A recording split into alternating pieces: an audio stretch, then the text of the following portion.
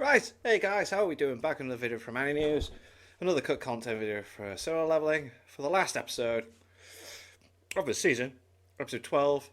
And my god, this whole season's been boss. And these cut content videos have been awesome in adding to, like, what the anime's added, what they took out, hence the cut content, and just explaining the system better at certain points. But the anime's done a really good job. I love the changes that they've made.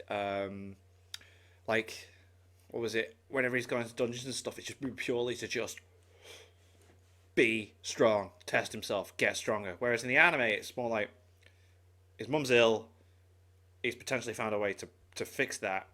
That's why he's doing it. And I love that. I kind of relate because my mum passed away like 4 years ago. So when I watch it, I'm just like, go on, lad, just get it. But the animation's been boss, everything's been sick, and then like this shadow mage thing that he's managed to unlock is just so freaking cool with Igris and that. So intrigued to see how it was originally done. Let's get into it. This is Sungjinu's Oh, and if you want to see my reaction to the episode, Patreon link is in the description. build at the end of Season 1. A lengthy list of skills and items, along with a new title which he gained upon ascending to that Shadow Monarch status. Conqueror of Adversity truly is a fitting title though, since up until now that's exactly what Sung has been forced to go through. Yeah, definitely. Jesus Christ. I mean, even before he acquired the system and was able to level up, his life as an E-rank hunter could only be described as adverse. It's the way he continually pushes forward without any hesitation though that showcases just how it is he was able to conquer all that. And it's his display of tenacity in the job quest here that was no different and even far more unyielding. That's what we're going to talk about in this cut content here, along with all the other details left out from the season finale. Cool. Episode 12, Arise. Covering Arise. chapters 41 to 45 from the manhwa and chapters 49 to 53 from the web novel. It's cool that he had the option to choose like what the like command prompt is, and I love that. After having just defeated Igris, despite Sung's fatigue being at 61, he still found his current status fairly manageable. The health he gained from the helmet gave him a bit more wiggle room, and so long as his fatigue still wasn't at 70 yet, he knew he could still fight at full power for hopefully however long was necessary. Obviously it wasn't long enough, because by the time 5 minutes had gone and passed, Sung would find himself being suffocated at the bottom of a dog pile of knights. His health was just under 10% now, and it was at this point that he would start remembering all the people who looked down on him. It wasn't just the memories of people like Mr. Kim or Mr. Park, but also the general comments from pretty much everyone who thought little of him. He remembered all the ridicule he once faced while surviving at the bottom, and it was those voices which pushed him to strive for the peak. He wasn't gonna settle as a C, B, or even A rank hunter because more than anything he wanted to stand at the top. He knew exactly how it felt to be the weakest, so now he wanted to be the strongest. This was mostly because power had always been far and away from him, but it was also because an opportunity to prove everyone wrong had presented itself. So, regardless of whether his health was at 10 or 1, Sung was committed to fighting till the end. Even if his muscles tore and his bones turned to dust, he would continue to struggle using every part of his body available to him. It was this sudden burst of determination that allowed him to escape the dog pile, but as the fight pressed on and his fatigue neared its limit, the knights which were dropping in only 1 hit were now starting to take 2 or 3. Oh no. It was a good way to display how the fatigue started to affect him, since in addition to his mind and body becoming slower, so too did his attacks become weaker in a way that's visibly noticeable. That is an interesting way of doing it, yeah. So like he's just bam bam, one shot, and then to show that he is actually getting tired, it's like 2 shot, 3 shots. It's like, oh god damn. This didn't really bother Sung though, since no matter how many hits it took, he would just continue to strike until his targets did go down. Nice. Eventually that number would be at 4 to 5 hits, and it was at this point that a countdown would become increasingly apparent to him. It was a countdown he didn't recognize as one for the penalty quest, but instead thought it to be a timer signifying his death. This is where the novel takes Sung's determination to a whole new level, since in the face of death he could only say good. Despite thinking his life would end in only a few seconds, not a single part of him was ready to give up yet. This is in contrast to Sung from the manhwa and anime, since in both those you can get a sense of his fear and anxiety. There's a clear worry that this might be the end for him, and it's all the more apparent when he's lying there about to be executed. Sung in the novel never really portrays this worry, and instead only displays that never give up attitude. It was an unyielding determination that some might describe as borderline insanity. Like, Sung knew he was about to lose the system, yet the only thing he could think of was how he was going to make use of every last second of it. Even as his body reached that limit in which he couldn't even move anymore, he still found it within him to reach towards the unattainable. There wasn't that shadow version of himself looking down on him as he faced defeat, but instead just himself and his own thoughts of how he felt he could still fight for a little bit longer. Now, the manhwa does add its own extra bit with his shadow version, and it's a simple statement of how Sung just wasn't ready yet. It was a declaration that he was still miles away from what he wanted, and if he truly wanted to attain it, he'd have to kill more, make sacrifices, and even abandon those closest to him. I believe this to be Sung coming to terms with what he's been avoiding, since up until now it's been as if the system has been pushing him towards this. It never outright says that he has to do these things, but as Sung said himself, the stronger he gets, the more detached he feels. So, though he may want to keep the parts of him that makes him human, perhaps deep down he knows he'll eventually have to abandon them. Perhaps this was just his deepest fear manifesting in front of him. In any case, the countdown which, as we saw, saved his life would transport Sung 90 fatigue and all. I don't think the anime portrays just how unbearable 90 plus fatigue is though, since he kinda just got up and patted himself into shape again. Yeah, okay, right, so is it a really unbearable, like, As for Sung in the novel, 90 fatigue meant he couldn't even lift a finger. Damn. The core effects were difficult breathing and incredibly strenuous movements, so for Sung that meant getting up was pretty much impossible. In fact, just opening the shop and drinking the potion was tremendously difficult. So much so that he had to do the entire thing lying down. It was once he did that he could finally move again, but because his health was below 10%, recovery by potion just wasn't possible anymore. Oh, okay. You see, just like how healing magic can't heal injuries if they're too severe, so too did health potions not restore health if Sung was missing too much. It was good he figured out such a mechanic right now, since if there was ever a time when he really needed to drink a potion, doing so above 10% was now essential. Now, right, yeah, make sure your HP don't go below that so you can actually utilize it. It was right. once the centipedes started to appear that Sung would find them a lot less intimidating. Reason being that, despite their red names, their movements just seemed so incredibly slow now. Much to the point that Sung knew he didn't even have to be bothered by them anymore. The only thing he found himself thinking when he saw this was actually whether there'd be enough of them to level up with. Sick. Of course, this meant he couldn't take any damage. Oh, so they're red in the manhwa, but they because I noticed when I was watching, it's like, they're yellow to him. While doing so, but that too was inconsequential to him. If anything, it was more just like an additional condition he needed to abide by. One more rule making his no-hit level up speed run a little bit harder. Sung had actually timed how long it would take just to kill one of them, and to his surprise, it was a grand total of 17 seconds. Nice. The monsters which he fled from only a few weeks ago were now being slaughtered in less than a minute, effectively confirming his strength was far greater than what it was when he fought the Cerberus. So strong, so quick. Part of this improvement came with his new critical attack skill, and it was that which made felling the centipede so much easier. In fact, the number of times he used it had actually caused it to level up right here.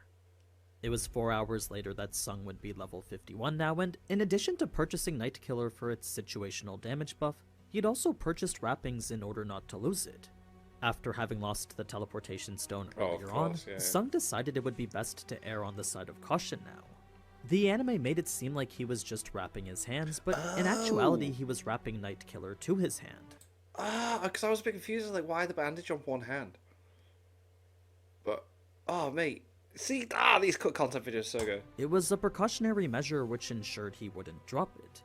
He considered doing the same for Kasuka's fang with his left hand, but rather than fight like he was some kind of necromorph, Sung figured it would be a bit too inconvenient to lose both his hands. He would then test out Ruler's hand to see what he could and couldn't manipulate with it, and the extent of that was limited by his proficiency with it. The mechanics behind it were simply an advanced form of mana manipulation, so if Sung wanted to become better at using it, he first needed to become more familiar with mana in general. The easiest way to perceive it is as Sung using mana to take control of something.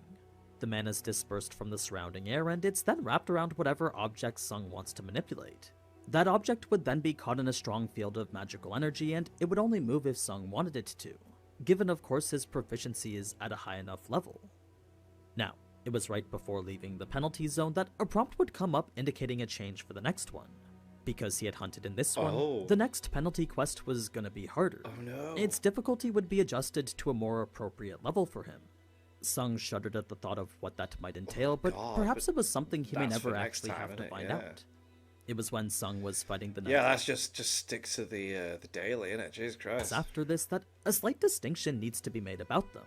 Reason being that the way the anime portrayed them made it seem like they were each their own individual entities.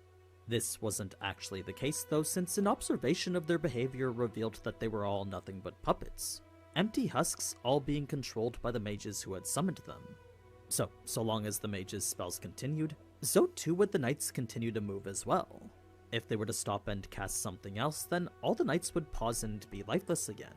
It was a revelation Sung had come to when he used his stealth skill, since the activation of the recon spells made all the knights go stationary. At first he thought it was simply because they had lost track of him, but in actuality it was because no one was controlling them anymore. That's so cool. That's awesome. Like, the mage is like, wait a minute, let me just do this, and he can't control them at the same time, so they're all just like, okay, what's going on? And then it's like, bam, back on. Wow. They had lost connection to the mana pulling their strings, and that in turn made them like cars without a driver.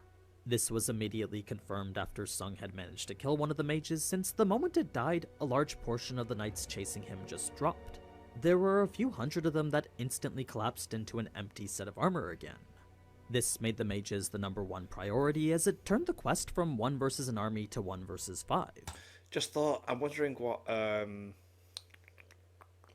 next content is. I hope he mentions it at the end. I want to know. I can't remember when Tower of God starts back, but I really enjoyed him doing Tower of God Season 1 back in 2020. Yeah. So, It had pretty much been 1 versus 5 from the very beginning. So, it was as Sung would cut his way to those 5 that the manhwa would show how it is Nightkiller was perfect for this. In one panel we see Kasuka's straight edge bouncing off the armor, whereas the next it's Nightkiller cutting right through it. This is because Nightkiller's serrated edge prevents it from sliding the same way that Kasuka's does. Its jagged sawtooth blade allows it to bite into the tougher materials. This is a neat detail highlighting the two daggers' differences, and I like that it's not just showed via the stats.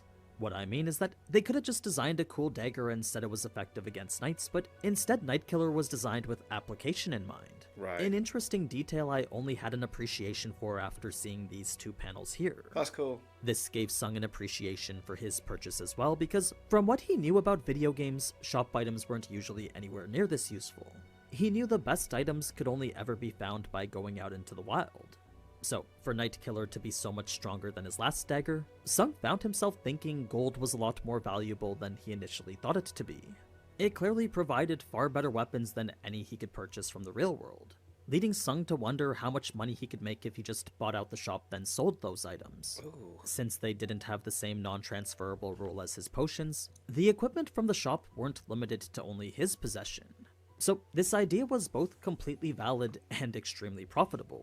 Could you Of course, this wasn't what Sung should have been thinking about, since the entire He's time still he in the was still fight. fighting the knights, Wow. mowing them down as he inched closer and closer to the mages. There was clearly a far less serious approach than before though, since even when the mages worked together to summon that massive golem, Sung was neither intimidated nor worried.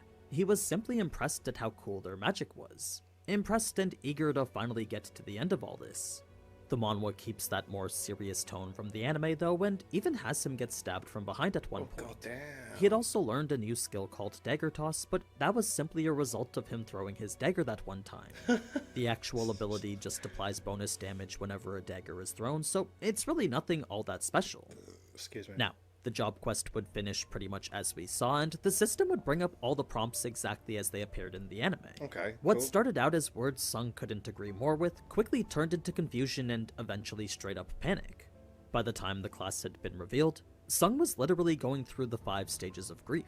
He was so distraught that denial, anger, bargaining, and depression all came and went. It wasn't so much the fact that Necromancer just didn't fit his build though, but was instead a Oh, right. So he didn't get. Because the system in the anime came up with like, hey, do you want to see what you. Do you want to go with this? And he was like, no. And then it's like, are you sure? It's like a. What did I say? It's like a really hard class to get. And then he's like, oh, god damn, fine, okay. He had to really problem think about of how it, he'd but be it just perceived by gives it him, society. right?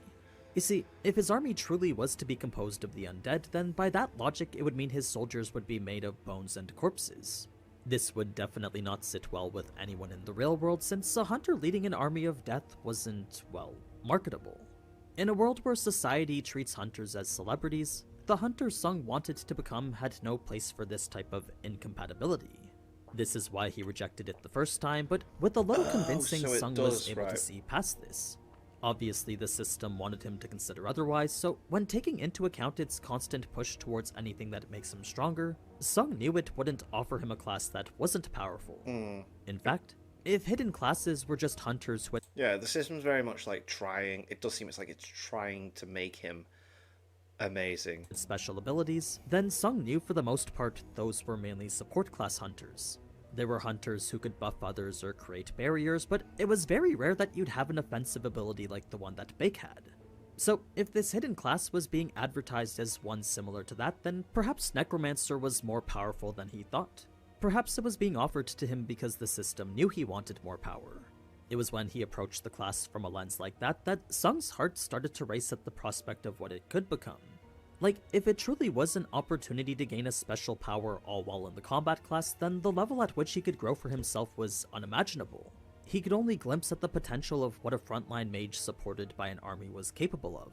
The idea of soloing B-rank gates and higher wasn't just a dream anymore.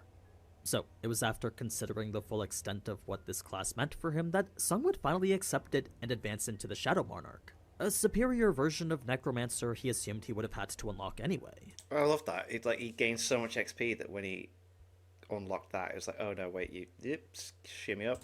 Fortunately, he had earned it now, and along with it came the skills of Shadow Extraction and Shadow Storage.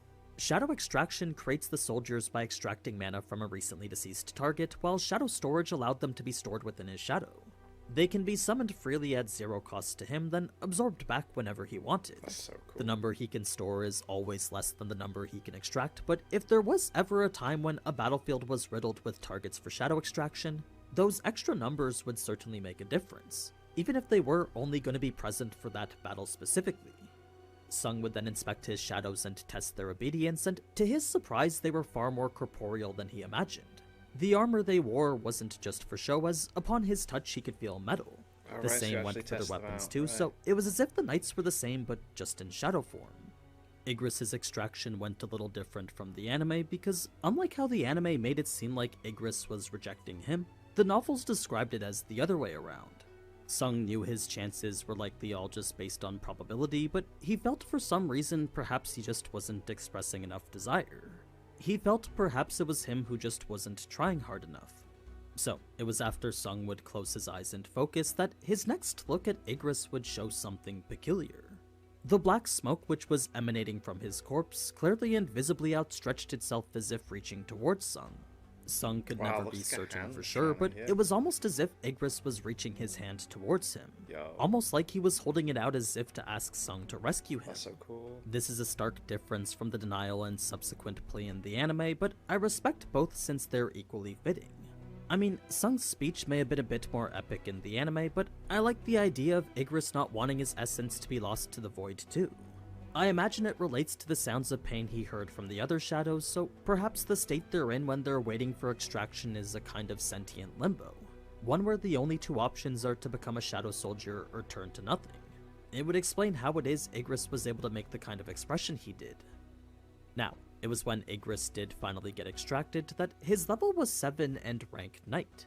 The enhanced level was a result of shadow strengthening, and this was simply a buff that could occur upon extraction sometimes. Wow, as for his rank, so this cool. simply meant he was strong enough to gain the privilege of being named. It was the minimum rank required to earn such a thing. But yeah, that was pretty much everything from the finale of Solo Leveling. Sweet. Season 2's already been confirmed, and I suspect it will be out either in October or January. Oh my god. Overall, I think that soon. Oh yeah, bring it. the anime did a fantastic job, so I can't wait to see more of what A1 Pictures has to offer Hell for it. yes. I want to think this might become its new baby like how Sword Art Online did. Now, don't forget the Level Up collection is only available till this Sunday, so if you want to secure yours before it's gone forever, be sure to check out the link down in the description. As for what'll come after, I think it might be something like the New Beginnings collection. But anyway, As No, what's the next? What's next? I need to usual, know. I just want to thank you all for the support during the solo leveling era, and I hope you'll stick around for the next 3 months of Mushoku Tensei. Oh, yes! Sick. I forgot about that. Yes! Awesome.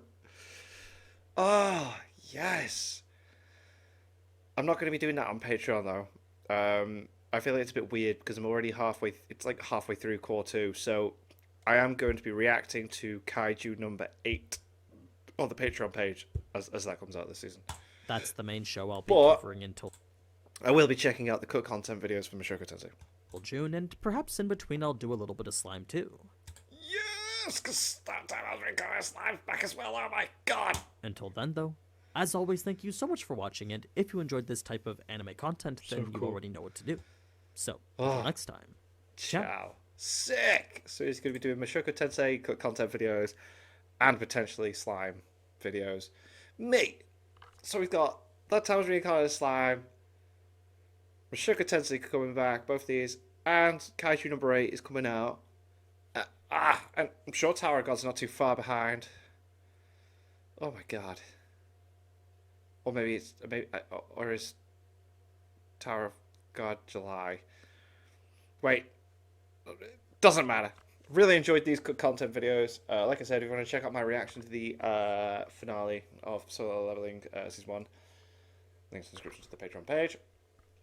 Thank you to my patrons. If you want to have your name at the end of every video and want to be able to watch Patreon-only reactions, links in the description to the Patreon page. $1 a month is the last support channel. Greatly appreciate that. Thank you all for watching. I guess think of that. You guys think of this? Click like, subscribe. If you haven't already, leave comments down below. Let me know what I should watch and discuss in future videos. I'll see you guys.